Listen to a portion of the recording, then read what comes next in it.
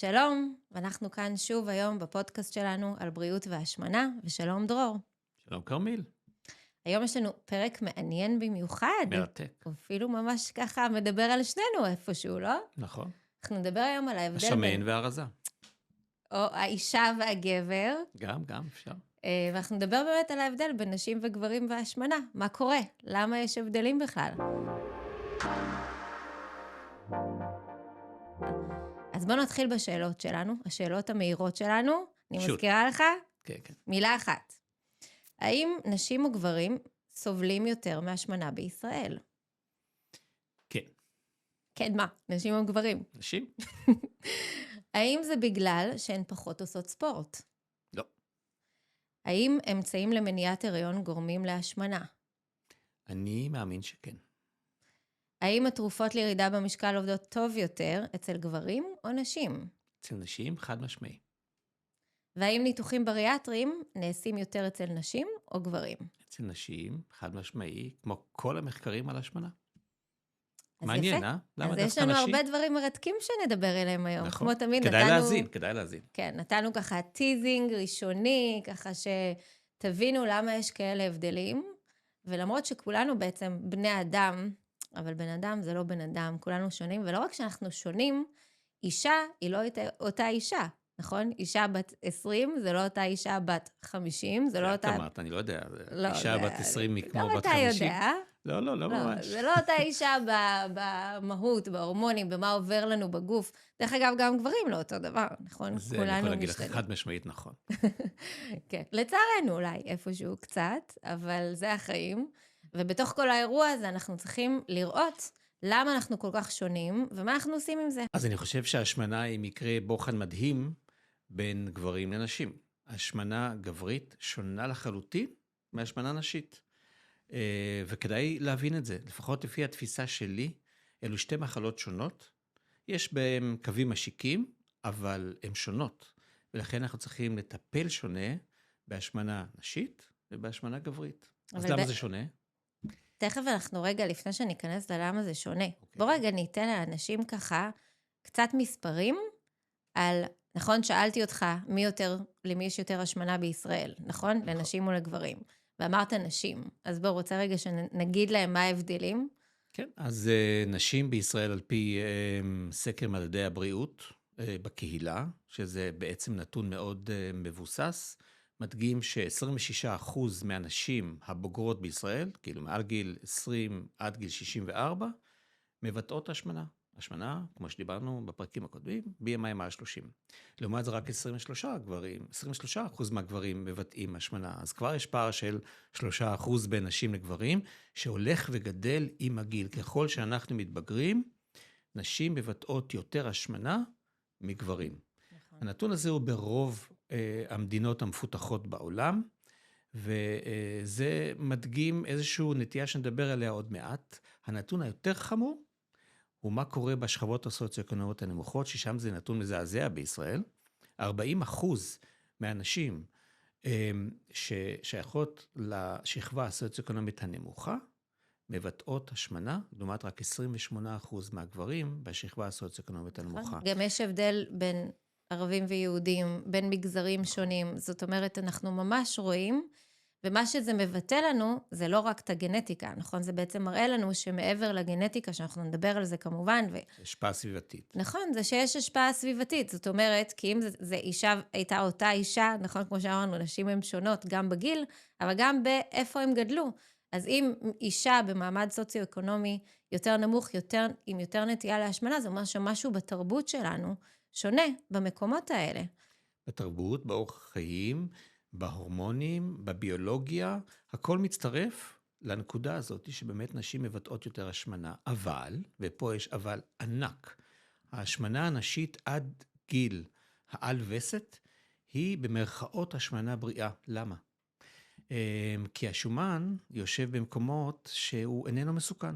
ולמזלנו, היום זה המקומות שדווקא בסדר לנו להיות יותר מלאות, נכון? אנחנו מדברים על אזור האגן. אני צריך להיזהר בתשובה, אני חושב. לא, אנחנו פה בתשובות חופשיות, אבל באמת ההשמנה הנשית, שזה היום אולי אפילו קצת אם נדבר על מפורסמות, נכון? יש את כל הקרדשיאנס, שהיום זה כזה, לא יודעת אם אתה מכיר את הקרדשיאנס, אתה לא, מכיר? לא. לא, לא, זה לא במגזר, אז אני זה אסביר לך נקודה לרעתי, כן. אז היום יש כן, את הקרדשיאנס, כאלה מי שברשתות החברתיות, והם ככה, יש להם מבנה הרבה יותר עגול, ויש להם כזה אגן יותר רחב, וזה אפילו הייתי אומרת שהם הגדילו את זה, כי זה ככה איזושהי משהו שנחשב היום אפילו יותר מושך. אנחנו כבר... אוקיי, אז בואי נדבר למה זה לא רק מושך, אלא גם מגן. השומן שיושב בחגורת הישבן והירכיים, הוא שומן שבעצם לא יושב במקום שמסכן את האישה. וכשמסתכלים על זה במחקרים, על תחלואה ותמותה לבבית, רואים שנשים שמאחסנות את השומן בחגורת הישבן והירכיים, מוגנות מפני תמותה ותחלואה לבבית. לעומת גברים שמאחסנים את השומן שלהם בחגורת הבטן, ברבדים העמוקים של הבטן. עכשיו השאלה היא למה זה קורה, אוקיי? כמובן אנחנו נוטים לחשוב שההורמונים ששונים בוודאי מגברים לנשים, קשורים לזה, ואנחנו צודקים. כי נשים עם האסטרוגן שלהם, האסטרוגן מאוד מעניין, מכוון את השומן להצטבר דווקא במקומות הללו, במקומות של הישבן והירכיים, ולא בחגורת הבטן. נכון. והאסטרוגן גם הכי גבוה, כשאנחנו, כמו שאמרת, אל וסת זה בעצם מה שאנחנו קוראים לו היום, גיל המעבר, או גיל הבלוט, או יש לזה כל מיני שמות. בלוט פחות אוהבים, אני מבין. פחות אוהבים, פעם היו קוראים לזה ככה, היום יותר קוראים לזה גיל המעבר. נכון. אבל אז באמת לאישה יש רמות אסטרוגן הרבה יותר גבוהות, ושם, כמו שאתה אומר, אנחנו רואים שגם ההשמנה יותר מוכוונת לאזורים האלה, נכון. וגם זה הרבה יותר מגן עליה. נכון.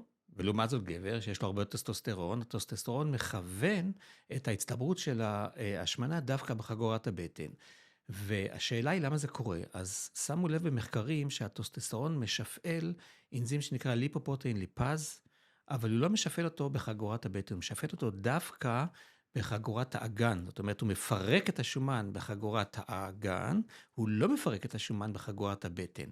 ולכן הוא גורם באופן יחסי להצטברות דווקא של השומן בחגורת הבטן.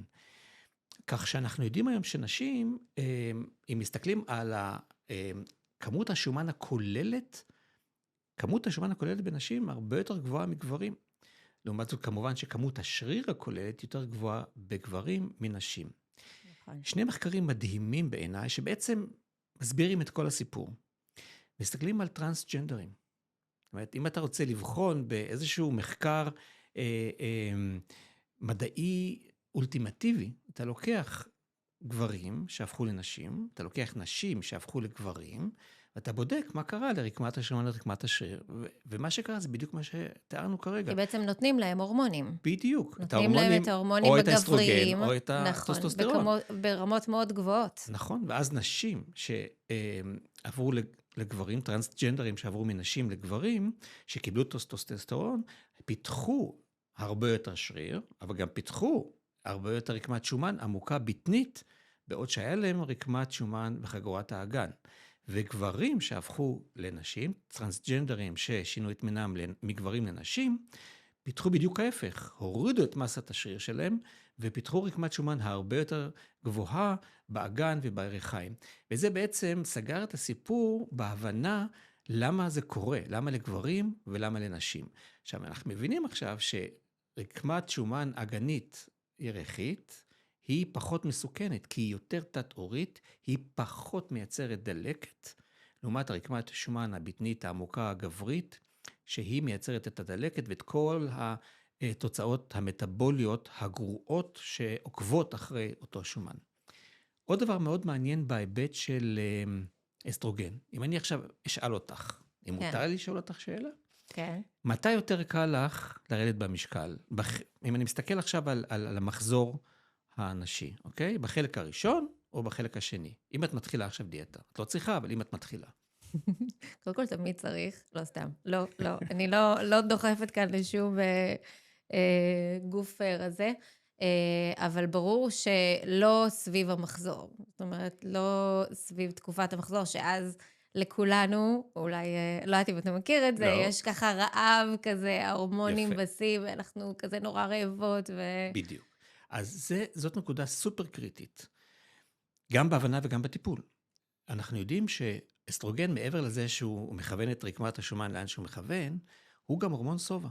אסטרוגן אנדוגני, אסטרוגן שהאישה מייצרת, הוא הורמון סובה. הוא גם עובד במוח. בדיוק. הוא ממש עובד על המנגנונים האלה במוח. נכון. ולכן, כשהוא קיים, אז האישה שבעה. אבל כשרמתו יורדת באמצע המחזור, ומתחיל הפרוגסטרון לעלות, אז מתחיל הרעב. ולכן, בדיוק מה שאת אמרת, רוב האנשים מדווחות על רעב מתגבר סביב המחזור, משום שאז יש מעט מאוד אסטרוגן, הרבה מאוד פרוגסטרון, מעט מאוד הורמון סובה, הרבה הורמון רעב. ולכן מבחינתי, אם אני מתחיל טיפול, במיוחד טיפול שהוא כולל שינוי תזונתי, אני תמיד מבקש מהאישה לא להתחיל את זה בחלק השני של המחזור, כי אז יהיה הרבה יותר קשה, אלא בחלק הראשון, אז הרבה יותר קל, כי יש יותר אסטרוגן, יש יותר סובה. וזה שוב דבר שלמדנו, אין את זה אצל גברים.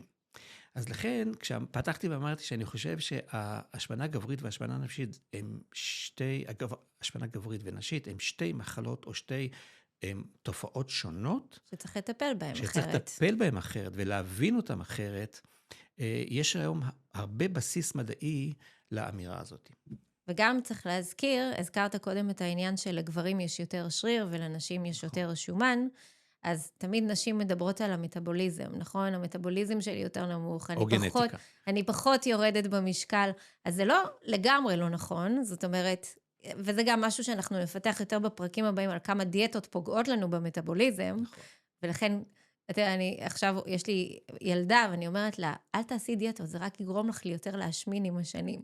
אבל זה ככה לפרק אחר. כן. אבל כן אנחנו יודעים שלגברים שיש יותר רקמת שריר, בעצם המטאבוליזם שלהם יותר גבוה, אז נשים מראש הם קצת באיזשהו אנדרדוג באירוע הזה, נכון. כי מראש המטאבוליזם שלהם יותר נמוך. נכון, אני רק רוצה לפרוט את העניין של המטאבוליזם. כשיש לך יותר שריר, הבאזל מטאבוליק רייט שלך, הבזבוז היומי שלך הוא יותר גבוה, כי השריר היא כמו שמבזבזת המון אנרגיה. וככל שיהיה לך יותר שריר, ככה אתה תבזבז יותר אנרגיה בלי לעשות כלום. נכון. זאת אומרת, זה רווח נקי. נכון. ככל שיהיה לך פחות שריר, אתה תבזבז פחות, ואז השוליים של הצריכה מול ההוצאה מצטמצמות. ולכן זה נכון, לגברים יש יותר שריר, יותר קל להם.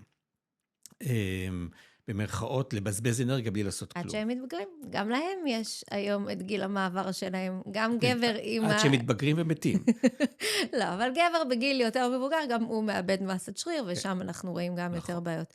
אבל אולי רגע נזכיר, כי שאלתי אותך בהתחלה גם על הנושא של בעצם אמצעי מניעת הריון, או אמצעים בעצם למה שנותנים תחליפים הורמונליים בגיל המעבר. זו באמת שאלה מאוד מעניינת, שאני חושב שאת סמכות לענות עליה, אבל מהחיפושים שאני חיפשתי, כי זאת שאלה מאוד מטרידה. באות אליי בחורות צעירות שנוטלות גלולות, ואני רואה שלפעמים יש קשר בין התחלת נטילת גלולות להתחלת השמנה. באות אליי נשים שהתחילו HRT, Hormone Replacement Therapy, הורמון תחליפי בגיל העל וסת, וגם שם יש קשר זמנים להתחלה של השמנה. במחקרים, אבל זה לא כל כך הוכח, נכון, לא המחקרים ראו לא את ראו את זה. זה, כי תראה, קודם כל זה קצת מטעה, נכון? כן. מתי אנשים יתחילו, למשל אם אנחנו מדברים על התחליפים למניעת, לא למניעת, התחליפים ההורמונליים, אז אישה כבר מתחילה גיל מעבר, שגיל המעבר זה הזמן שהיא גם משמינה יותר, נכון? אנחנו יודעים שברגע שכמו שאתה אמרת, ברגע שהאסטרוגן גם יורד, אז היא גם יותר עולה במשקל, אוקיי? אז זה קצת בקורלציה, אבל כשבדקו את זה באמת במחקרים, לא הצליחו למצוא את הקשר המובהק הזה, בין ההורמונים לגיל המעבר, לבין באמת העלייה במשקל בגלל ההורמונים האלה. איפה אנחנו כן רואים את זה? למשל, דיברנו על אמצעי מניעת הריון. אז גם שם היום עם ההורמונים היותר חדשים, שהם באמת המינונים יותר נמוכים, אז פחות רואים את זה באופן כללי בגלולות. נכון. אבל רואים את זה למשל כן בזריקות למניעת הריון, אוקיי? הדפו למיניהם. שם כן ראו עלייה במשקל, ושם באמת אנשים, אם למשל אני בטוחה שאתה רואה מטופלות, אם אתה ממליץ, או שאני רואה מטופלות בקליניקה שלי, אני פחות ימליץ, אם יש להם מראש איזשהו עודף משקל, או השמנה, אז אולי אני פחות ימליץ על האמצעי הזה, כי אני יודעת שזה יכול לגרום להם לעלייה במשקל. נכון. עוד דבר שצריך לשים לב אליו, בכל הנושא של גלולות והשמנה, זה שנשים עם השמנה, יש להם יותר נטייה לקרישיות יתר, ויש לנו בעיה עם הנושא של אסטרוגן וקרישיות יתר. כמו שאומרים למשל לאנשים מעשנים, אל תיקח אסטרוגן, או אל תיקחי אסטרוגן, כי זה מעלה את הסיכון לקרישיות יתר. אז אנחנו צריכים לשים לב לעניין הזה גם, שבהשמנה אנחנו רוצים אולי טיפה להיזהר עם הנושא של נכון. ההורמונים. אני חושב שצריך גם לחנך את עצמנו כקהילה מדעית, וגם להסביר את הנושא הזה לציבור. זה לא כך פשוט. בחורות צעירות שצריכות לקחת גלולות, אז הסיפור הוא מורכב, הוא לא פשוט, ולכן השאלה הזאת היא עדיין לא קיבלה מענה, והיא צריכה לקבל מענה. המחקר היחידי שבאמת ראיתי שנתן איזשהו כיוון, והוא מחקר פרוספקטיבי, זאת אומרת, מחקר שהוא ממש מדוקדק, היה מחקר מאוד מעניין שבו נתנו דיאטה מסוימת שווה לשתי קבוצות, קבוצה אחת של נשים קיבלה גלולות, קבוצה אחרת לא קיבלה גלולות, ועקבו באופן מדוד אחרי הפחתת המשקל. שתי הקבוצות הפחיתו את אותה כמות משקל. לא היה הבדל בין הקבוצה שלקחה גלולות לקבוצה שלא לקחה גלולות. אבל איפה היה ההבדל? ההבדל היה בעלייה החוזרת במשקל.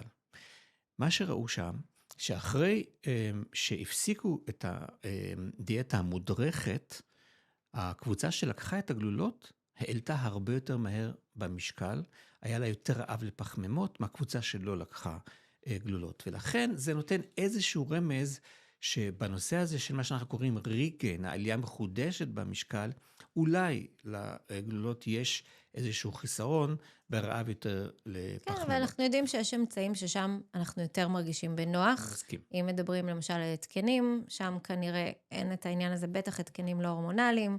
אם אנחנו מדברים על דברים שמבוססים דווקא פרוגסטרון, כמו למשל הנובורינג, דברים כאלה ששם אנחנו יודעים שאנחנו פחות מודאגים, כי אין שם את המרכיב האסטרוגני, נכון. שממנו אנחנו יותר מודאגים. ובצד השני של הגברים, אז אני עכשיו רוצה לייצג את הגברים, הנושא של חסר טסטוסטרון הוא נושא מאוד נכון. משמעותי, ויש לנו היום קווי מנחה מאוד ברורים, מתי אנחנו צריכים להוסיף תחליפי טסטוסטרון, משום שחסר של טסטוסטרון מאיץ את התסמונת המטאבולית של השמנה, של התפתחות, עמידות לאינסולין וסוכרת, של התפתחות, יתר לחץ דם וכולי.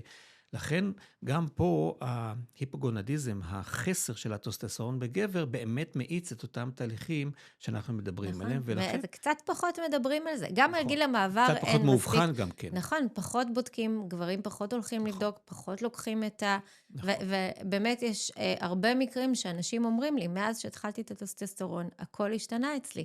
רק נקודת הזרה, שכשמתחילים את זה, צריך לוודא טוב טוב שאין סרטן של הפרוסטטה, ולהיבדק לפני זה, וזה לא טיפול נטול סיבוכים, ולכן צריך לעשות את זה בצורה מאוד מודרכת ובמעקב. כן, לא לקנות בשוק השחור, להיות במעקב רפואי. אז בואו נדבר על הדבר ככה, אולי בין האחרונים, שנורא ככה, בואו נגיד, ניתן קריצה לפרקים אחרים, ובואו נדבר על התרופות להשמנה, וההבדל בין נשים וגברים בתרופות להשמנה. דיברנו על זה טיפה, זה מרתק, ויהיו לנו עוד הרבה באמת פרקים על התרופות להשמנה, כי איך אפשר לדבר על זה באמת שנתיים, אבל איך אנחנו רואים את ההבדלים בין נשים לגברים באפקט של התרופות להשמנה דווקא שם, נתרכז ככה באירוע הזה, בגלל שאנחנו מדברים. אז קודם כל, באופן לא מפתיע, כל מחקרי הטיפולים למחלת ההשמנה, 70% נשים. זה מדהים. אתה מסתכל מחקר אחרי מחקר אחרי מחקר, 70% נשים, 30% גברים, שזה באופן מסוים מבטא בעייתיות, כי אז אנחנו לא יודעים האם הממצאים שנמצאו משליכים גם על גברים, כי הם בתת ייצוג במחקר הזה. דרך אגב, זה נורא שונה מתרופות אחרות, נכון. שפעם כמעט כל המחקרים היו על גברים, כמעט לא היו על נשים. נכון. ואז היה תת ייצוג של זה, ולא יודעות להשליך את זה. ודרך אגב, אני אתן לך ככה עובדה, שאולי אתה, לא יודעת אם אתה יודע, אבל מתוך 10 תרופות שהסירו מהשוק בארצות הברית, 8 זה היה בגלל תופעות לוואי בנשים. נכון. כי לא שלא בדקו, נחקרו. נכון, כי לא בדקו אותם, ופתאום גילו שיש תופעות לוואי, ואולי המינון היה גבוה מדי אצל נשים. כן. וזה באמת איזשהו מהפך דווקא. אז זה מאוד מעניין מה שאת אומרת עכשיו, כי מה שלמדנו ממש בשנה, שנתיים האחרונות, זה שנשים מגיבות הרבה יותר טוב מגברים, לאותם הורמונים שנקראים GLP-1 או GLP-1-GIP, או בשמם המסחרי, ויגובי או מונג'ארו. כשאתה מחלק את התוצאות בין נשים לגברים, יש הפרש של 7-10% בהפחתת המשקל בין גברים לנשים, זה מטורף.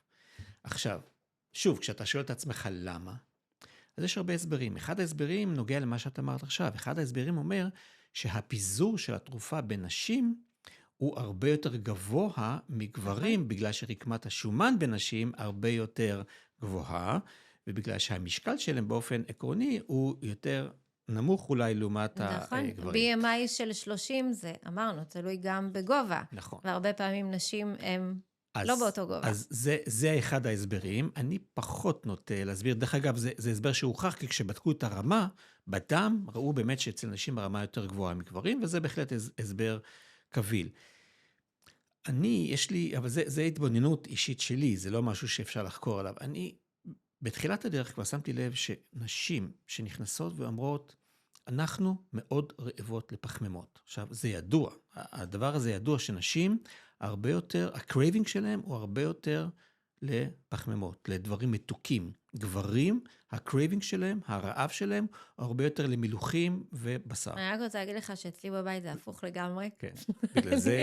אני לא כזאת שמתוקים, ובעלי יכול לרדת על 5 חבילות שוקולד בבת אחת. מצוין. אז אם הוא יצטרך אי פעם GLP-1, הוא יגיב מצוין, זה הניסיון שלי. זאת אומרת... ואני לא אגיב, כי אני במלוכים. אוקיי, אז נדבר על זה תכף. נשים הם פרוטוטייפ של מין שאוהב מתוק.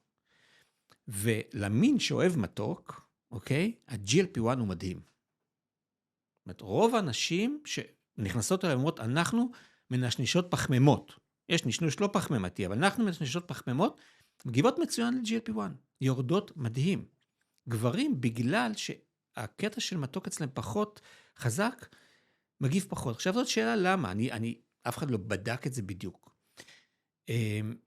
אבל כשנדבר על התרופות, אנחנו נבין שהסיפור זה לא רק רעב ושובע, אלא זה השפעה הרבה יותר גבוהה על מרכזים גבוהים של מה שנקרא הקורטקס הפרונטלי. ובקורטקס הפרונטלי אנחנו מחליטים איזה אוכל אנחנו נאכל, מתי אנחנו נתחיל לאכול, מתי אנחנו נסיים לאכול. וה-GLP-1 עובדים שם.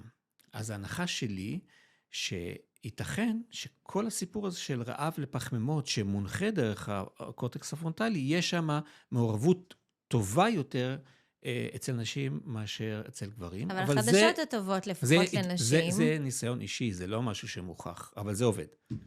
כן, אבל לפחות החדשות הטובות זה שזה בנשים זה עובד יותר. כן, נכון. כאילו לנו, החדשות יותר טובות לנו, זה שזה עובד יותר טוב בנשים. זה לא אומר שאצל גברים זה לא עובד טוב. זה עובד מעולה גם אצל גברים. אבל חד משמעית, לנשים יש יתרון בהיבט הזה. נכון. והאמת היא שאולי זה קצת מהבחינה הזאת, בגלל זה אנחנו רואים את כל התופעות האלה שעכשיו רצות ברשת ובאינסטגרם, כל המשפיעניות האלה ששוב, אני אגיד לך אולי שמות שאתה פחות מכיר, סלינה גומז וכל מיני נשים מחול שפשוט מתגאות בזה שהן לוקחות את התרופות האלה, והן ירדו מדהים במשקל, כששום דבר אחר לא עבד. ואולי איפשהו זה גם קצת מדרדר את העולם הנשי, לקחת את התרופות האלה גם, אולי לא כל כך כשצריך גם. אז תראי את הפנדולום, ואני חושב שהפנדולום הזה, המטוטלת הזאת, הפרוטוטייפ של המטוטלת הזאת, זה אופרה ווינפרי. כן, שאותה אתה מכיר. שמה? שאותה אתה מכיר. אותה אני מכיר.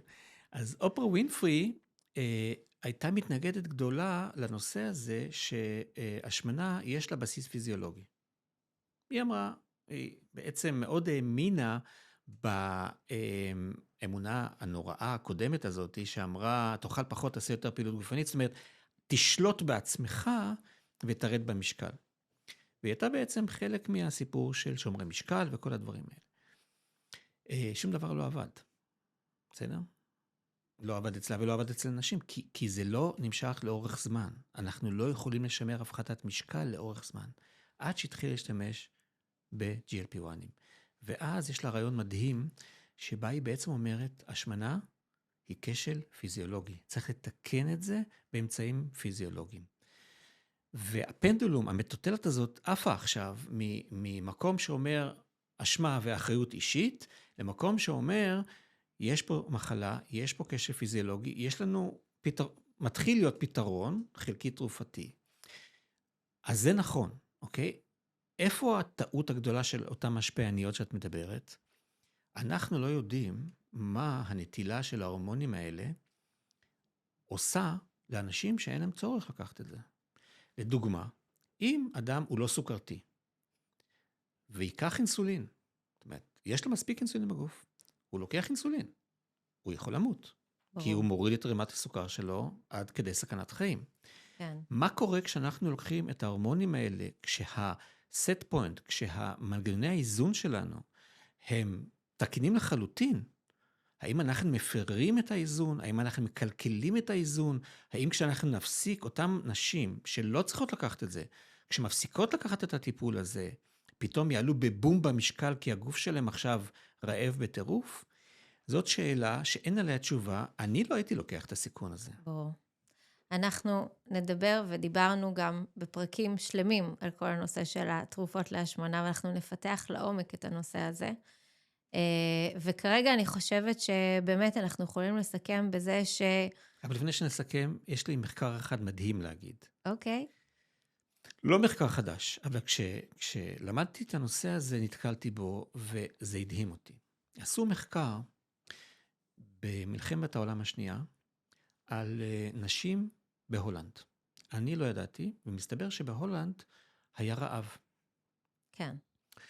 ונשים שנכנסו להיריון בזמן הרעב, כשהם רעבו, הילדות שלהם, היו זאת אומרת, שמנות. הבנות שנולדו, פיתחו השמנה, נכון. בצורה הרבה יותר משמעותית, מנשים שלא חיו בזמן רעב. אותם נשים שלא חיו בזמן רעב. זאת אומרת, שהיריון ו1,000 השנים הראשונות, 1,000 הימים הראשונים של התינוקות, מאוד מושפעים על החיים העתידיים שלהם ועל בריאות השומן שלהם. ואנחנו כל הזמן הולכים אחורה, אנחנו מגיעים היום להיריון, אוקיי? אז גם בהיריון נקבע עתיד ההשמנה. לגמרי.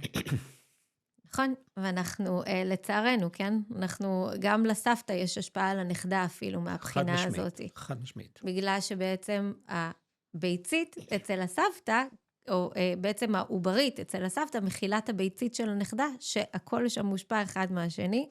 אז כל דבר שאנחנו עושים יש לו השפעה. אז יש לכם אחריות עצומה. יש לנו אחריות עצומה, ואנחנו ניסה אותה כל החיים יחד עם האשמה הרגילה של אמא יהודייה. ואני רוצה בזה לסכם את הפרק המרתק הזה, ואני חושבת שכמובן יש לנו עוד המון המון מה ללמוד ולאן ללכת, אבל זה ברור לנו, וכמו שאמרנו מההתחלה, השמנה זה משהו ביולוגי, וגם למגדר יש הרבה השפעה על זה. אז תודה רבה. תודה רבה לך, כרמיל. נהניתי כרגיל.